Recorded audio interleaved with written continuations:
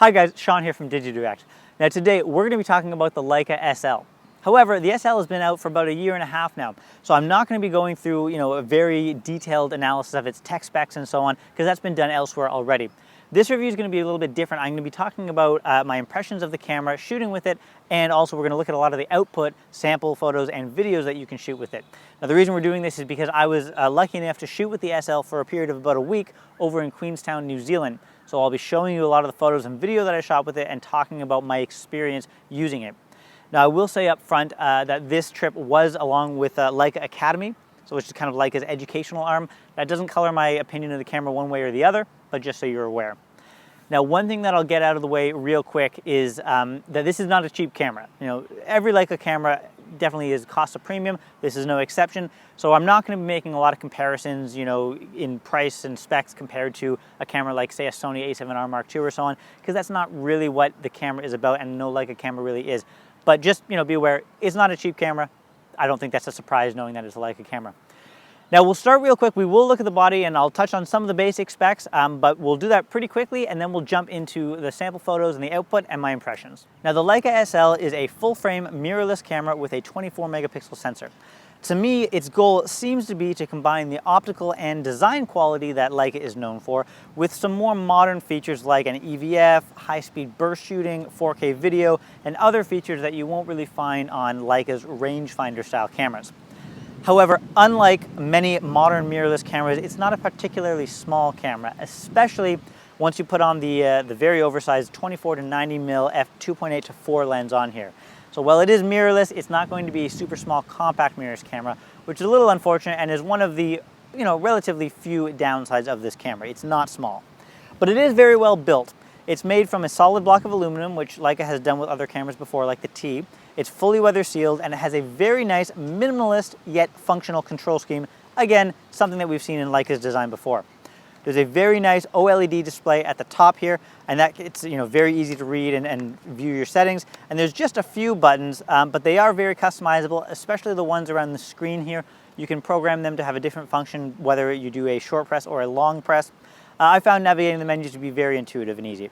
One thing you'll note about the screen is it's not an articulating screen, it is a fixed screen. There's also this excellent AF toggle stick here at the back. I was a big fan of this, and I'll talk about that in more detail in just a moment. The viewfinder is also of particular note. It's a 4.4 million dot viewfinder, and it has a 60 frames per second refresh rate. It's also very large. It's probably one of the best, if not the best, viewfinders on the market right now. Again, I'll touch on that a bit more in just a moment.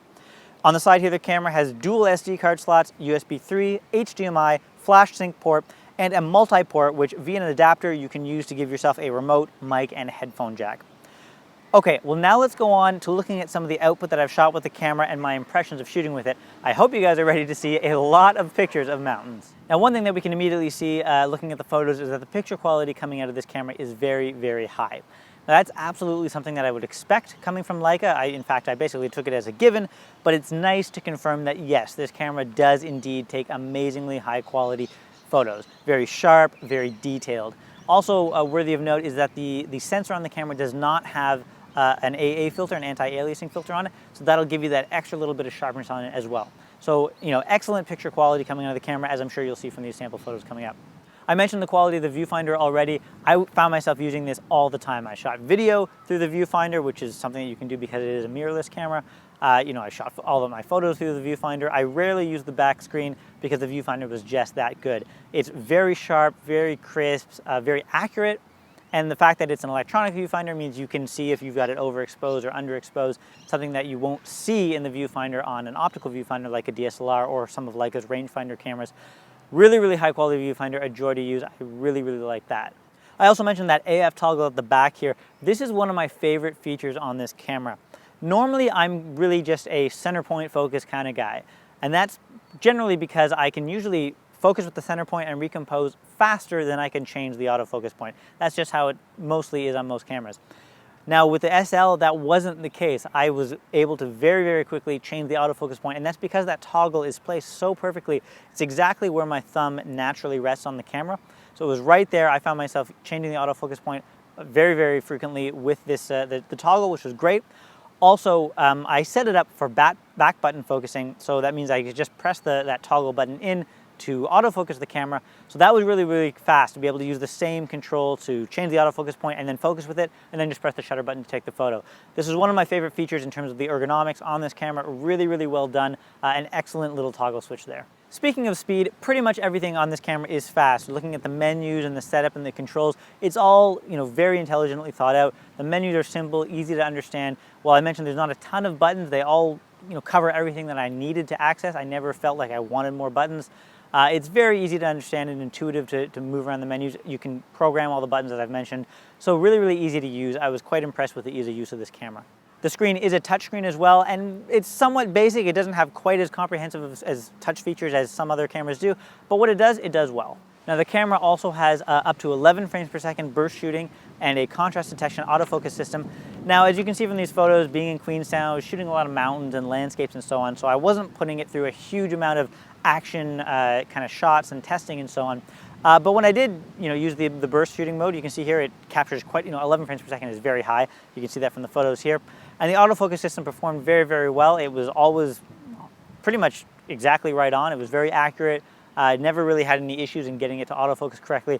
So a good job in terms of the burst shooting mode and the autofocus system here. So I mentioned near the beginning that this camera is quite large, and it certainly is, especially with that 24-90mm lens on here. No, I shoot normally with micro four thirds cameras, so I'm very used to having very small cameras. I was a little bit dreading having to walk around for a week with the Leica SL. Ended up not being as bad as I thought. I can't exactly say one particular reason why, but it just wasn't as big of a deal as I thought it might be. That being said, I certainly would prefer if it was smaller, but it wasn't as big of a deal as I thought it would be. Now, speaking of lenses, I'll talk about the 24-90mm here a little bit. This is the lens that I use for almost every single shot here.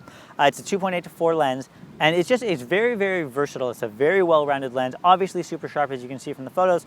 But having that extra reach, most camera lenses are going to be, a standard lens would be 24-70. Having it be 24-90 gives you that extra little reach to get a little bit more detail. So you can shoot it at 24, get in some nice landscapes. 90 gives you that extra little reach.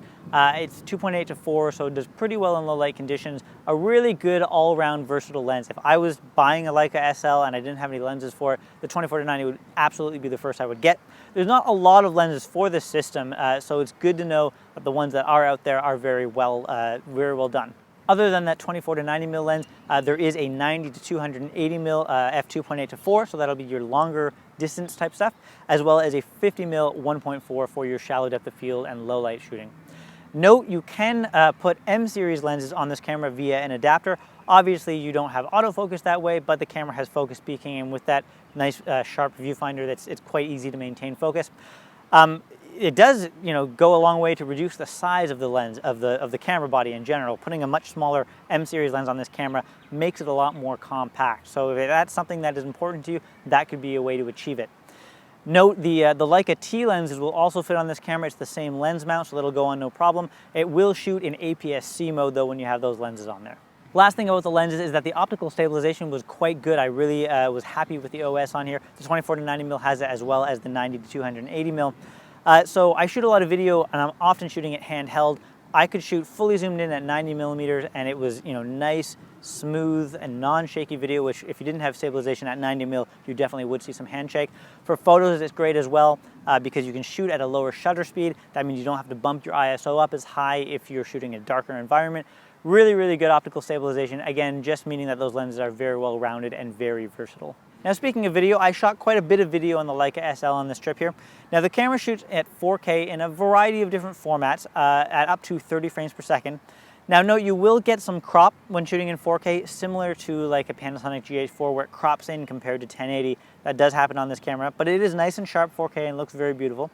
Now, I shot most of my footage in 1080 because at 1080, the camera can shoot at up to 120 frames per second, which gives you beautiful, super slow-mo footage, which I really, really like the look of. I just love that look, and the footage at 120 frames per second is still nice and sharp. Some cameras start to deteriorate a little bit when you're shooting at these higher frame rates.